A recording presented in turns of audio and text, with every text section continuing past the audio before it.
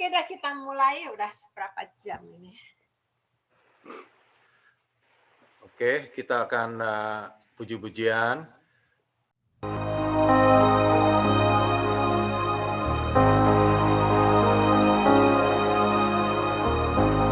Tak tersembunyi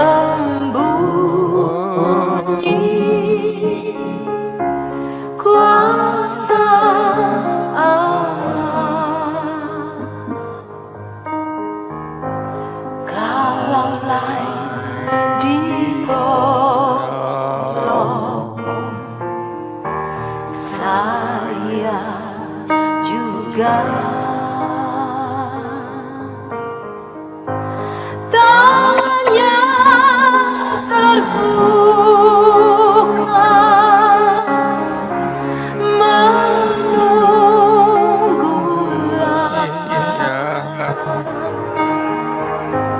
tak tersembunyi kuasa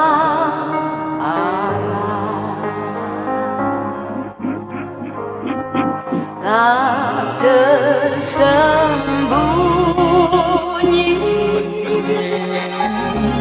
kuasa Allah, kalaulah ditolong, saya juga tangannya terbuka menunggulah,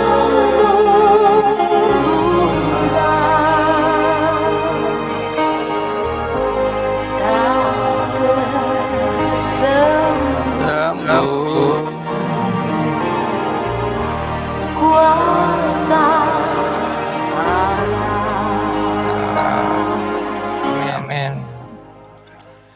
Bapak, kami bersyukur, terima kasih ya Bapak, di mana kami boleh berkumpul kembali dan kami melihat kawan-kawan yang semuanya sehat, kuat, dan walafiat. Sebab ini berkat darimu dan saat ini kami juga akan menerima berkat-Mu dari firman-Mu ya Bapa. Di mana kami percaya ini semua untuk kemuliaan nama-Mu dan kami boleh menjadi terang dan garam dunia. Dan kami selalu menurut akan firman-Mu apa yang kami harus berbuat di dalam hidup kami, terutama pada saat ini sehari-hari. Terima kasih ya Tuhan Yesus, hanya dalam nama-Mu kami berdoa. Amin. Amin. Oke, ada yang mau bersaksi? Si Rek kok hilang, cuma suaranya yang kedengaran. Iya, saya juga heran nih, mendadak bisa nggak kelihatan layarnya. Oh, goyangin. Ya, nyala. Lihat, Sarah? Ya, oke. Puji Tuhan. Ada yang mau kasih kesaksian? Nggak ada, kok nggak saya mulai dulu deh ya. Saya terbeban ini kali buat bicarakan tentang perbedaan antara pengetahuan tentang Tuhan atau pengenalan akan Tuhan. Ya. Nah, kalau pengetahuan akan Tuhan, boleh dibilang semua orang bisa, asal punya IQ yang cukup, belajar, lihat buku, pergi ke seminar, pergi ke gereja, bisa. Tapi pengenalan akan Tuhan itu membutuhkan kita mempunyai pengalaman dengan Tuhan. Amin. Jadi kalau pengetahuan bisa didapat tanpa pengalaman, tetapi pengenalan tidak mungkin didapat tanpa pengenalan akan Tuhan, ya. Sebab kita kan tahu juga sebetulnya orang Kristen itu adalah orang yang percaya, yang mengenal Tuhannya, bukan agama, kan? Kita ngelihat di Kisah Para Rasul. Ini pertama kali kita baca sama-sama Kisah Para Rasul. Enggak usah deh, saya aja yang baca deh ya. Kisah Para Rasul 11 ayat 26. Mereka tinggal bersama-sama dengan jemaat itu 1 tahun lamanya sambil mengajar banyak orang. Di Antiochialah murid-murid itu untuk pertama kali disebut Kristen. Jadi murid-murid itu disebut Kristen. Jadi Kristen adalah murid Tuhan. Bukan dibilang murid-murid itu disebut mempunyai agama Kristen, enggak. Nah, kalau pengetahuan itu lebih agama. Tetapi kalau kita mempunyai hubungan pribadi dengan Tuhan, ya. Makanya untuk mengenal Tuhan itu yang paling penting. Sekarang kita buka Efesus 3 ayat 18. Ayat 18 Efesus 3. Oke, siapa yang mau baca? Efesus 3 ayat 18 dan 19.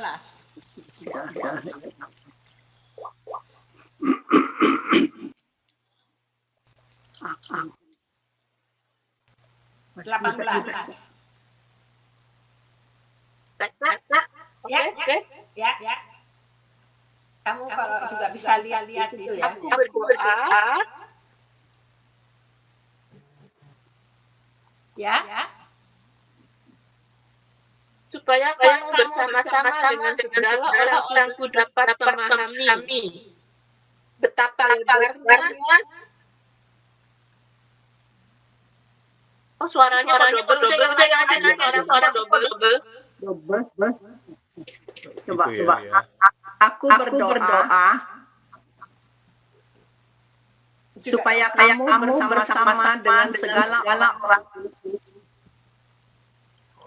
dapat memahami betapa besarnya dan panjangnya dan tingginya dan kasih Kristus. 19. Berapa? Ayat 19 berikutnya. Dan dapat mengenal kasih itu pun dia melampaui pengetahuan. Aku berdoa supaya kamu dipimpin dalam seluruh Tuhan Allah. Oke, amin. Jadi di sini kita melihat ya bahwa Allah itu adalah kasih. Bukan Allah itu pribadi yang memiliki kasih, tetapi Allah itu adalah kasih. Makanya Paulus mengatakan sini supaya kita tuh bisa memahami betapa lebarnya, panjangnya, tingginya, dalamnya, semua kasih Kristus. Dalam terjemahan lain, memahami itu diganti dengan merasakan dan mengerti. Jadi kita mesti rasakan, kita punya pengalaman. Dan dapat mengenal, di sini mengenal, di dalam terjemahan yang lain itu, di dalam dapat mengalami kasih itu. Jadi mengenal dan mengalami itu Mengalami. sama ya. Jadi kita baru bisa mengenal kalau kita mengalami ya. Nah, dan lagi makanya tapi Tuhan Yesus bilang, bagaimana kita tahu ini orang mengenal atau just mengetahui? Sebab kita tahu orang Farisi itu, tentang firman Tuhan itu pasti lebih pintar kebanyakan dari kita, dia tahu bolak-balik, ahli Taurat juga, tapi mereka nggak mengenal Tuhan, sebab mereka tuh firman Tuhan itu hanya sebagai pengetahuan. Makanya waktu Tuhan menyembuhkan orang, Tuhan mengatakan, dosamu diampuni. Nah, kalau orang yang mengenal Tuhan melihat, wow, Tuhan tuh penuh kasih karunia, Tuhan adalah kasih. Tapi kalau orang Farisi langsung bilang, wow, dia menghujat Tuhan, sebab hanya Tuhan yang boleh mengampuni. Tidak bisa mengenal Yesus yang sebetulnya adalah Tuhan sendiri. Mata mereka sepertinya buta. Ya. Jadi sekarang kita melihat beda antara orang yang hanya mengetahui tentang Tuhan atau mengenal Tuhan. Itu buktinya terlihat dari buah. Jadi buah kehidupannya. Kan, maka kita buka sekarang di Matius 7 ayat 15. Matius 7 ayat 15. Oke, saya yang baca ya. Waspadalah terhadap nabi-nabi palsu yang datang kepadamu dengan menyamar seperti domba, Tetapi sesungguhnya mereka adalah serigala yang buas. Dari buahnya lah kamu akan mengenal mereka. Jadi sini Yesus dengan jelas mengatakan bahwa buah itu adalah bukti dari pengenalan akan Tuhan. Nggak ada buah, buktinya berarti tidak mengenal. Sekarang saya loncat ke ayat 19. Setiap pohon yang tidak menghasilkan buah yang baik pasti ditebang dan dibuang ke dalam api. Jadi dari buahnya lah kamu akan mengenal mereka. Ya. Nah, sekarang saya teruskan pada ayat 23. Ini yang bilang orang yang memanggil Tuhan, Tuhan, aku membuat ini. Jawaban Yesus, pada waktu itulah aku akan berterus terang kepada mereka dan berkata, aku tidak pernah mengenal kamu. Enyahlah daripadaku kamu sekalian pembuat kejahatan.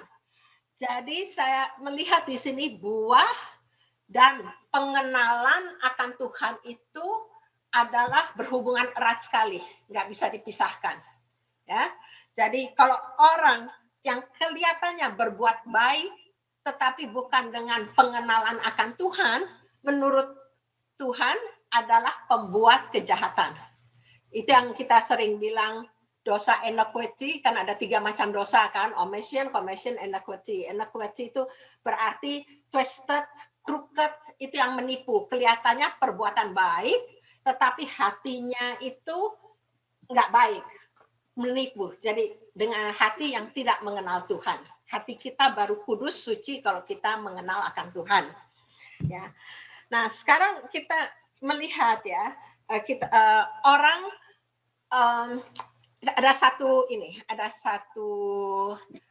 kesaksian hamba Tuhan namanya John Bevere. Kalian suka dengar kan John Bevere yang saya dulu pernah saya pernah kasih kesaksian dia yang bilang bahwa kasih Tuhan dan takut akan Tuhan harus berjalan bersama-sama. Nah, ini John Bevere, dia adalah hamba Tuhan, tetapi dia itu diikat dengan pornografi. Jadi dia addicted pada pornografi. Sebagai hamba Tuhan, dia merasa nggak enak. Jadi dia selalu doa, puasa, berusaha setengah mati supaya dia dibebaskan dari ikatan pornografi itu. Tapi selalu gagal, nggak pernah bisa. Akhirnya dia berasa, udahlah. Dia pergi ke satu hamba Tuhan yang terkenal sekali, hamba Tuhan yang bisa deliverance, ya. Jadi dia pergi ke situ, dia ngaku, dia minta didoakan, lantas dia didoakan. Sesudah didoakan, tetap nggak berhasil. Dia jadi bingung, kenapa ya? Tapi ya sudah nggak pernah berhasil.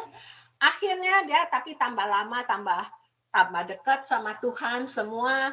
Nah 9 bulan kemudian, sesudah dia pergi ke yang hamba Tuhan yang nggak membuat dia delivered dari dilepaskan dari ikatan pornografinya, akhirnya dia bilang enggak, sekarang dia mau berdoa sendiri pribadi, dia doa puasa pribadi sendiri, hilang, lepas dengan seketika lepas gitu. Sesudah dia jadi bingung, kenapa dulu dia juga doa puasa, dia juga semua, dia malam pergi ke deliverance, semua nggak bisa. Jadi dia nanya Tuhan, ngapa waktu dulu saya berbuat semua kok nggak dilepaskan, sekarang kok dilepaskan?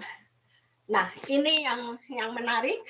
Tuhan bilang, jawaban Tuhan, dulu kamu berusaha mau melepaskan diri dari ikatan itu karena kamu itu takut bahwa kehidupan kamu itu bakal hancur, pelayananmu akan hancur. Tetapi sekarang kamu doa puasa itu sebab kamu itu tidak mau melukai hati Tuhan. Jadi lain ya, dengan dulu fokusnya dia pada dia sendiri sebab dia takut bahwa pelayanan dia semua hancur. Sebab hampir semua kayak Jamie Swaggart yang ketahuan kan semua jadi hancur pelayanannya. Tapi jadi fokusnya pada diri sendiri, tetapi sekarang fokusnya pada Tuhan, sebab dia tahu Tuhan adalah kasih, dia bergaul banyak dengan Tuhan, dia merasakan kasih Tuhan. Sekarang dia tidak mau berdosa itu sebab dia tahu dosa itu menyakiti atau melukai hati Tuhan. Jadi dia punya alasan sekarang lain, makanya berhasil ya. Nah, sekarang kita melihat ya bahwa Allah itu mempunyai banyak sisi ya. Allah adalah kasih tapi juga mempunyai pribadi yang mempunyai banyak sisi. Nah, banyak orang ingat gak dulu ada seminar waktu 3-4 tahun yang lalu, lagi populer, seminar tentang kasih Bapa. Wah, semua orang ribet. Itu bagus, emang benar. Tapi itu hanya merupakan satu sisi dari Tuhan. Seperti yang kita ngelihat, coba kita buka di Yesaya 9. Apa Yesaya? Yesaya berapa? 9. 9 ayat 5. Siapa yang mau baca? Yesaya. Yesaya 9 ayat 5. Kalian bisa lihat nggak sih dia si Steve masang 5? Yes, Kelihatan kok. kelihatan ya. Loh, kok ini kok sebab setiap ya 9 ayat. Oh di sini ayat 6. Ya. Besar. Jadi 9 ayat 6. Oh ini. Sebab seorang anak. Ya.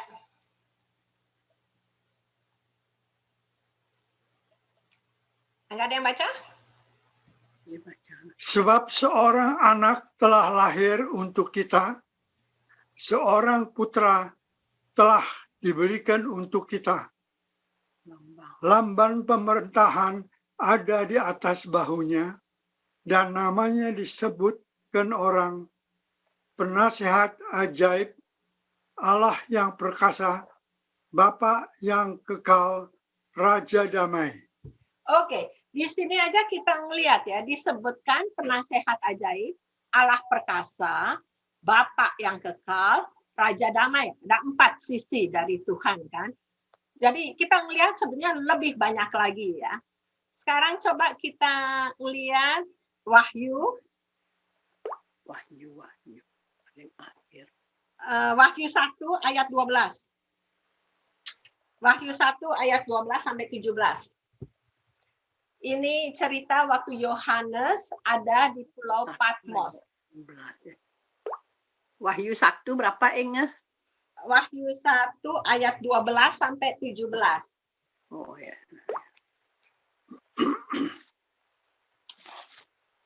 Lalu aku berpaling. Oke, siapa yang mau baca? Wahyu 1 ayat 12. Lalu aku berpaling untuk melihat Ya, terus? suara yang berbicara kepadaku. Dan setelah aku berpaling, tampaklah kepadaku kaki Dian, 7 kaki Dian dari emas. Dan di tengah-tengah kaki Dian itu ada seorang serupa anak manusia, berpakaian jubah yang panjang sampai di kaki, dan dadanya berlilitkan ikat pinggang dari emas.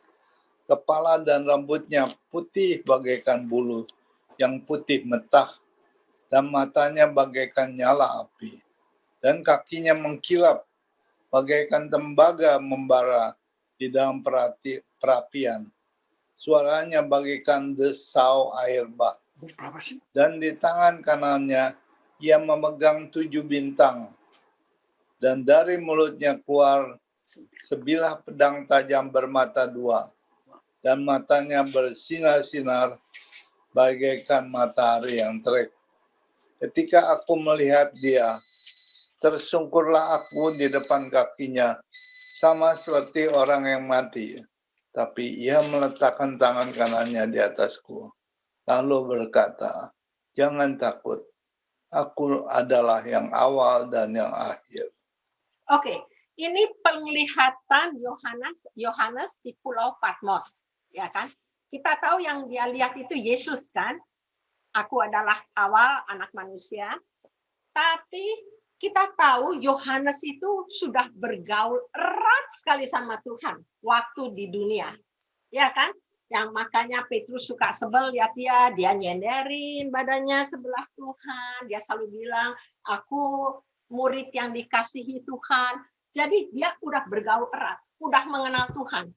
Tapi dia mengenal Tuhan itu hanya sisi sebagai sahabat, sebagai guru, sebagai tuannya, tapi dia belum pernah melihat Tuhan itu sebagai Allah yang perkasa, seperti yang di Wahyu ini.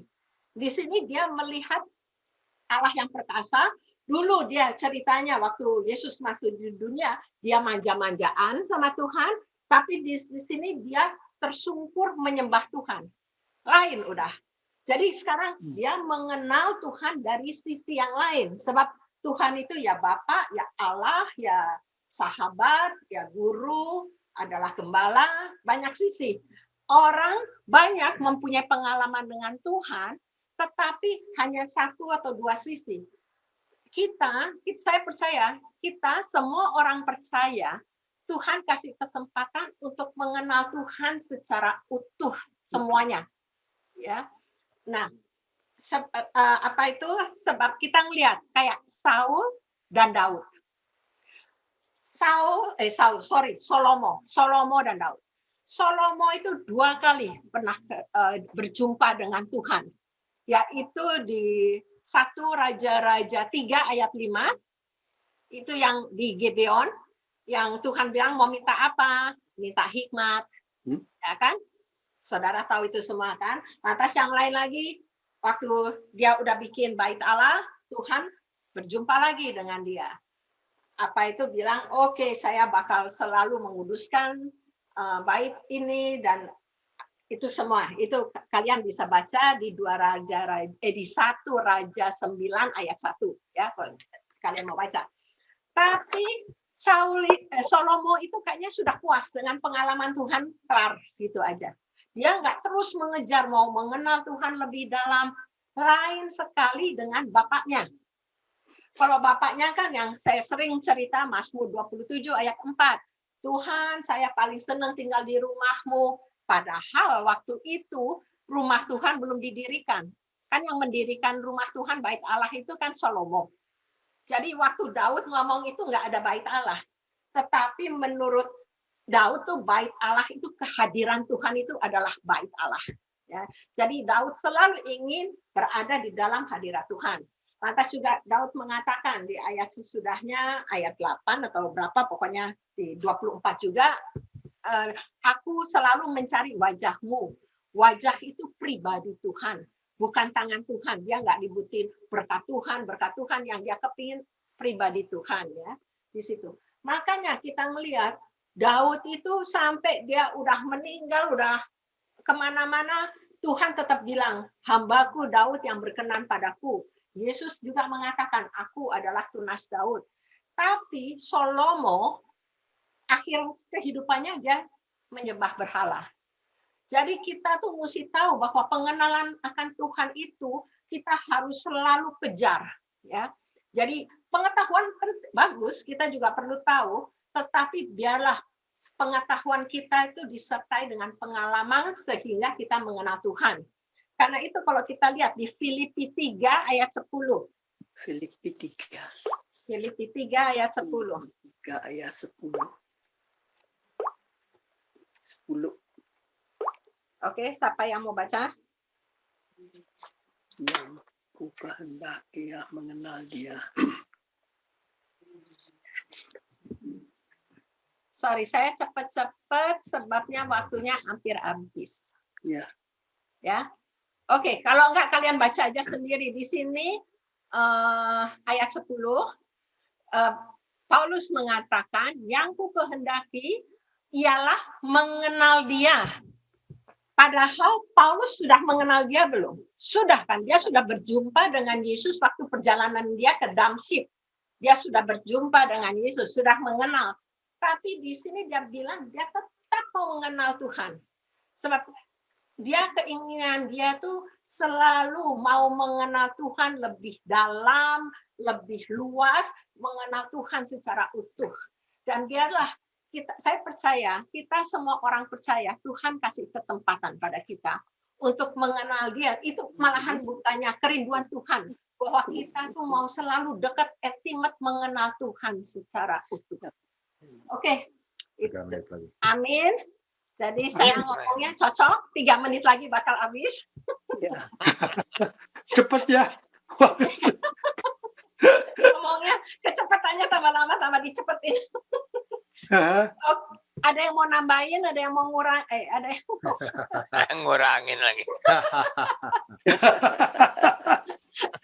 Oke, kalau misalnya ada yang merasa mereka agak kok nggak terlalu cocok, so boleh di.